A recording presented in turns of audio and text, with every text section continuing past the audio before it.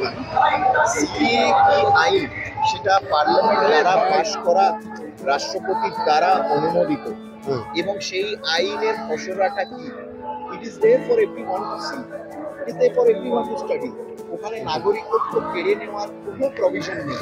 এটা প্রধানমন্ত্রী বলছেন, স্বরাষ্ট্রমন্ত্রী ফ্লোর অফ পার্লামেন্টে বলেছেন এই কথা, তিনি প্রকাশ্যে বলছেন, আমরা সবাই বলছি। মুখ্যমন্ত্রী অমিত শাহ এই কথাও বলেছেন না যে উনি পশ্চিমবঙ্গের মুখ্যমন্ত্রী যা মন্তব্য এখন করছেন সেটা রাজনৈতিক কারণেই করছেন। একটা যেহেতু ইলেকশন, এখন ইলেকশনের মরশুম, একটা বিভেদ সৃষ্টি করা, বিভ্রান্তিকর বক্তব্যগুলো ইচ্ছাকৃতভাবে করছেন। তিনিও জানেন যে তিনি যেটা বলছেন সেটা মিথ্যা, ডাহা মিথ্যা। অভিষেক বন্দ্যোপাধ্যায় আজকে বলছেন বিজেপিকে ভোট দিয়ে তৃণমূলকে বলতে পারেন না বাড়ি টাকা কই, রাম মন্দির করেছে বলে ভোট দেবেন। ভোট তো অন্ন বস্ত্র বাসস্থান। মোদির গ্যারেন্টি মানে জিরো ওয়ারেন্টি, দিদির গ্যারেন্টি মানে লাইফ টাইম ওয়ারেন্টি।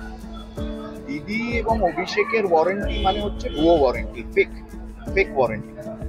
কথাটা হলো যে রাম মন্দিরও তৈরি হয়েছে এবং 4.5 কোটি মানুষের মাথার ওপর ছাদও হয়েছে, 11.5 কোটি গ্রামীণ ভারতবর্ষের পরিবারের কাছে জল পৌঁছেছে, 81 কোটি পরিবার গত 3-4 বছর ধরে খাদ্যশস্য পাচ্ছে। এগুলোই মোদি গ্যারেন্টি।